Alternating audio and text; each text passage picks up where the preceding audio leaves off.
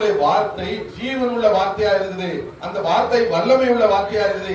அந்த வார்த்தையை வைத்து கேட்கும் போது எத்தனை தடவை கேட்கிறோமோ அதுக்கு தகுந்த மாதிரி நமக்கு பலன் நினைச்சது கிடைக்குது. 10 தடவை 100 தடவை கேட்டாலும் கிடைக்காது. 1000 தடவை 10,000 தடவை கேட்டோம்னா நமக்கு ஒரு காரியத்துக்கு நீங்க போறீங்க, அதுல வெற்றி கிடைக்கணும்னா ஒரு 100 தடவை 200 தடவை இயேசுவின் நாமத்தில் எனக்கு என் கூட வாங்க பிதாவே, இயேசுவின் நாமத்தில் இதுல வெற்றி கிடைக்கட்டும் பிதாவே, இயேசுவின் நாமத்தில் எங்க பிள்ளைகளுக்கு ஆசீர்வாதம் கிடைக்கட்டும் பிதாவே, இயேசுவின் நாமத்தில் இந்த காய்ச்சல் நோய் நீங்கட்டும் பிதாவே. இப்படி நீங்க ஒரு 100 தடவை 200 தடவை ஜெபம் பண்ணிட்டு போனீங்கன்னா அங்க உங்களுக்கு என்னதுதான் ஆசீர்வாதம், வெற்றி தான். இயேசுவை கூப்பிடாம போனோம்னா ஒண்ணும் நினைச்சாது நடக்காது. நம்ம உழைக்கிறதுக்கு நிறைய தடவை சோம்பேறித்தனமா இருக்கும். என்ன சோம்பேறித்தனமா இருக்கும்னா, ஒரு தடவை பைபிள் படிக்கும், 1000 தடவை சொல்லுங்கன்னா இது எப்படி யாருதான் கேட்க முடியும்? இப்படி கிடைக்கும்.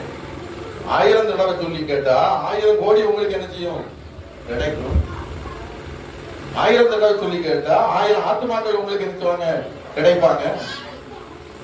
1000 தடவை சொல்லி கேட்டா நல்ல சென்றான இடத்துல பெரிய 10,000 பேர் இருக்கக்கூடிய சர்ச்சு கிடைக்கும். ஏன் கேட்க கூடாது? ஏன் கேட்க கூடாது? புரியுதாமா? எத்தனை மார்க் வாங்கிட்டு இருக்காரு?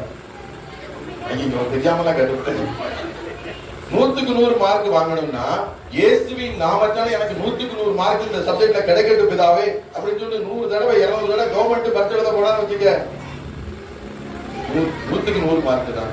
பொய் சொல்லல. நம்மளோட கொஞ்சம் பேர் டியூஷன் படிக்கிறாங்க. ஒரு இயேசுவை ஏற்றுக்கொள்ளாத ஒரு பையன், ஒரு வீட்டுல இருந்து ஒரு பையன் படிச்சான். அவனுக்கு தமிழ் பாடமே வராது. இது ஆனா என்கிட்ட டெய்லி சாயங்காலமா சொல்லுவான், எனக்கு தமிழ் பாடமே வர மாட்டேங்குது. அது அண்ணாவும் திருமட்டுக்கு அவனாவும் திருமட்டுக்கு பார்த்துருந்தது கூட சரியா திருமட்டுக்கு எனக்காக நீங்க ஜெபம் பண்ணுங்க. உடனே நான் டெய்லி அவனுக்கு ஜெபம் பண்ணி விடுவேன், எந்த பாவம் எனக்கு உதவி செய்ய. அவனுக்கு ஒரு 30 மார்க் கிடைச்சாலே ஒரு பெரிய விஷயம். ஏன்னா அது பிறகு ரிசல்ட்லாம் முடிஞ்சு 10th ரிசல்ட்லாம் முடிஞ்சு மார்க் இருந்துச்சு வந்துட்டு இவனுக்கு 94 மார்க் எடுத்துருக்கு கிடைச்சிருக்கு. 94 மார்க். நல்லா புரிஞ்சு கொடுங்க, அவனுக்கு பார்த்து எழுத கூட தெரியாது. அப்ப அந்த பசங்க நீ ஏதோ பார்த்து எழுதிருக்கா போல, அதான் அவனுக்கு 94 மார்க் கிடைச்சிருக்கு. இல்ல, நான் இயேசுவை தேடுறேன், நான் இயேசுவை நான் தினமும் இருந்துச்சுதேன் ஜெபித்தேன், அவருதான் எனக்கு 94 மார்க் எடுத்துருக்காரு. நல்லா புரிஞ்சு கொடு. கர்த்தருடைய பிள்ளைகள், இயேசுவை விரும்புகிறவர்கள், இயேசுவை ஏற்றுக்கொண்டவர்கள், இயேசுவின் நாமத்தால் எனக்கு இந்த நன்மையை தாங்க பிதாவேன்னு சொல்லிட்டு பல ஆயிரக்கணக்கான தடவை நம்ம எச்சணும் ஜெபம் பண்ணணும். ஜெபம் பண்ணும் போது கர்த்தர் உங்களுக்கு ஆயிரக்கணக்கான பணங்களையும் தருவாங்க, கோடிக்கணக்கான ஆத்துமாக்களையும் எரிச்சுவாங்க. நான் சொன்னது புரிஞ்சுட்டா? உங்களுக்கு பாடம், நீங்க நல்ல படிப்பு வரணும், நல்ல மார்க்குகள் வரணும், நல்ல வாழ்க்கையில உயர்வடையணும். தம்பி, நீங்க இப்படியே இருந்துட போறது கிடையாது தம்பி. கர்த்தர் உங்களை கோடா கோடியா பெருக பண்ணுவாங்க. யாரு பெருக பண்ணுவாங்கன்னா கர்த்தருடைய வார்த்தை. நம்ம இயேசுவுக்கு என்ன ஒரு பேரே? வார்த்தைன்னு ஒரு பேரை இருக்கு. அவர் பேர் வார்த்தை. அந்த வார்த்தையை நம்ம மதிக்கும் போது, அந்த வார்த்தையை நம்ம கேட்கும் போது, அந்த வார்த்தையை சொல்லும் போது கர்த்தர் அற்புதங்களையும் அதிசயங்களையும் நமக்கு செய்யறவரா இருக்கிறார். சொல்லிட்டே இருப்பவன் எதுக்கு நம்ம வீணா போட்டுட்டு கவலைகளை போட்டு யோசிச்சுட்டே இருப்பாங்க? நடந்த காரியங்களை குறித்து ஏன் கவலைப்பட்டுட்டே இருப்பாங்க? நடந்த காரியம் திருப்பி எரிஞ்சாது, மாறாது.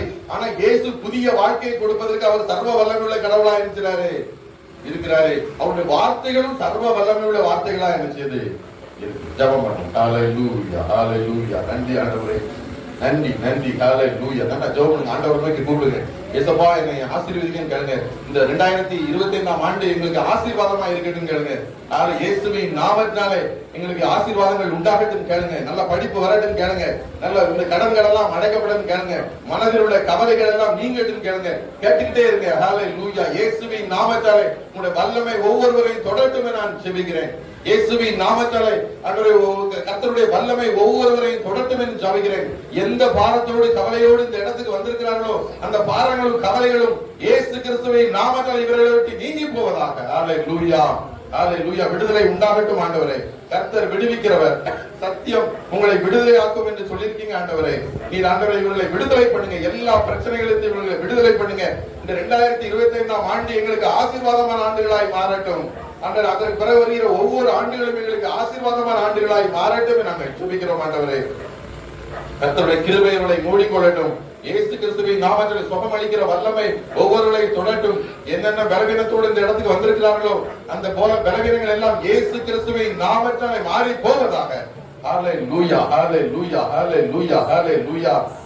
நன்றி ஆண்டவரே, நன்றி ஆண்டவரே. உடைய வல்லமை ஒவ்வொருவரையும் தொடுகிறதுக்காக நன்றி செலுத்துகிறோம். பரிசுத்த ஆவியானவரே உங்களை வரவேற்கிறோம்.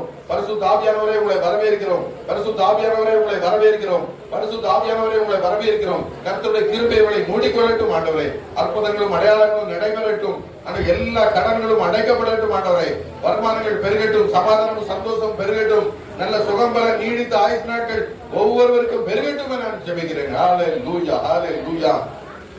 நன்றி ஆண்டவரே. எங்கள் துக்கம் எல்லாம் சந்தோஷமாய் மாறுபடி கர்த்தர் கிருபை செய்ய வேண்டும் நாங்கள் ஜெபிக்கிறோம். இந்த 2025ஆம் ஆண்டிலும் வருகிற ஆண்டுகளிலும் எங்கள் துக்கங்கள் எல்லாம் சந்தோஷமாய் மாறட்டும். கர்த்தர் அற்புதங்களையும் அதிசயங்களையும் எங்களுடைய வாழ்க்கையில் தினந்தோறும் செய்ய வேண்டும் என்று நாங்கள் கருத்தாய் ஜெபிக்கிறோம் ஆண்டவரே, கருத்தாய் ஜெபிக்கிறோம்.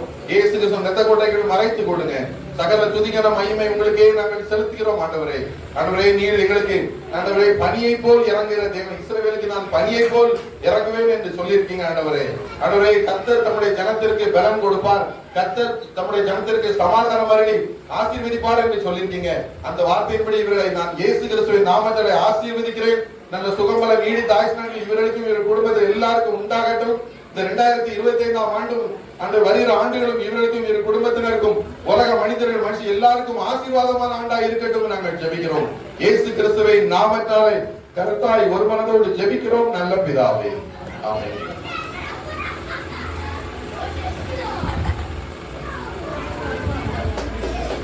கைதட்டுமா?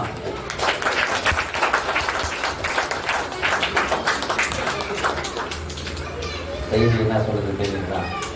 கேட்கிற செய்தி கேட்ட வண்ணமராது அந்த வார்த்தையை நாம் மறுபடியும் பேசிக் கொண்டே இருக்க வேண்டும் இல்லையா? சுகம் வேண்டும் என்றால், விடுதலை வேண்டும் என்றால், தேவை வேண்டும் என்றால் என் வார்த்தையை மறுபடியும் சொல்லும் போது அப்பொழுது அந்த வார்த்தையானது உங்களுக்கு கிரியை செய்து அங்கு ஒரு அற்புதம் நடக்கும் என்று சொல்லி நான் ஐயா சொல்லியிருக்கிறேன் இல்லையா? ஆபத்து வருமானால் ஆபத்துக்கு அதை நோக்கி நான் விடுவிப்பேன் சொன்னதே. என்னை விடிவு சொல்லினே இருந்தேன்னா கஷ்டம் நிச்சயமாக விடுவிப்பார் இல்லையா? ஒரு கடன் பிரச்சனை, அவன் கடன் வாங்க மாட்டா, நீயோ கடன் வாங்க மாட்டேன், அநேகருக்கு கடன் கொடுப்பான்னு சொல்லியிருக்கிறேன் அப்படின்னா நான் கடன் வாங்காதபடி மற்றொரு கடன் கொடுத்தா என்னை ஆசீர்வதி சொன்னேன். ஆண்டவர் ஆசீர்வாதத்தை என்ன பண்ணுறாரு? ஒரு தலையிலே தங்கசிபாரத்தை சொல்லியிருக்கிறார் இல்லையா? அப்போ நீங்கள் வார்த்தையை கேட்க வளமானபடி வார்த்தையை தியானிகள், அந்த வார்த்தையை அடிக்கடி அதை உபயோகிக்க இல்லையா? அப்பொழுது அந்த வார்த்தையாக உங்களுக்குள்ளே இருந்து உதவி செய்யும், அற்புதத்தை செய்யும் என்று சொல்லி அவன் அழகாய் செய்தி கொடுத்துருக்கிறார் இல்லையா? விசுவாசிங்க, அந்த வார்த்தையை உறுதியாய் பிடித்துக் கொள்ளுங்க, அதை மறுபடியும் அறிக்கை செய்யுங்க. நிச்சயமாக ஒரு நாள் அந்த வார்த்தையை உங்களை உயிர்ப்பிக்கும் என்ற சந்தேகம் இல்லையா? சரி ஐயா, அடுத்தபடியாக நாம் ப்ரோக்ராம்களை கடந்து போவோம். அதனால பிள்ளைகள் அமைதியா இருக்கணும். ஒரு மணி நேரத்தில் முடிஞ்சிடும் அருமையா. அதனால அமைதியா இருந்தீங்கன்னா சீக்கிரமா முடித்து சீக்கிரம் கடந்து போகலாம். அதனால யாரும் அவன் எதுவும் நாம இருந்தா சுந்தரியம்மா சரி அருமையா கொஞ்சம் அப்படி பார்த்தோம்னா ஒரு மணி அவன் ஆரம்பத்துக்கு நம்ம வந்து சகோதரர் தவத்தை செய்து அவன் ஆரம்பிக்கலாம். ஐயா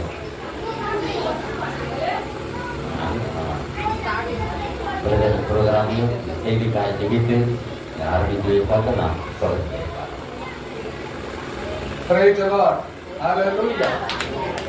ஆண்டவர் பெரிய காரியங்களை செய்ய முடியவர் நம்முடைய மத்தியில் இருக்கிறார். ஆமென். பெரிய காரியங்களை செய்கிறவர். நீங்க கேட்கிற ஒவ்வொன்றுத்தையும் ஆண்டவர் அற்புதமா செய்து முடிக்க வல்லவராக இருக்கிறார். இந்த கிறிஸ்துமஸ் நாளிலே பிள்ளைகள் கூடி தேவனை மகிமைப்படுத்த இருக்கிறார்கள். இந்த நிகழ்ச்சியை நம்ம ஆரம்பிக்க போறோம். இயேசு கிறிஸ்துவின் பிறப்பை நாம சொல்லிட்டு இருக்கிறோம். பெரியவர்களாகிய நாம இயேசு கிறிஸ்துவை பத்தி நம்ம தெரிஞ்சுக்கிறது என்ன தெரிஞ்சுக்கிறோம் அப்படின்னு சொன்னா, பாஸ்டர் சொன்னது போல அந்த வார்த்தைகளை 1000 10,000 தடவை கோடி தடவை நாம் சொல்லிக்கொண்டே இருக்கும் போது அந்த வார்த்தையின் மகிமையில் அற்புதங்கள் நடக்கும். இதை நம்ம விசுவாசிக்கணும். இந்த நாள்ல பெரியவங்க இதை விசுவாசிக்கணும், சிறியவங்களும் இந்த வார்த்தைகளை விசுவாசிக்கணும். அவர்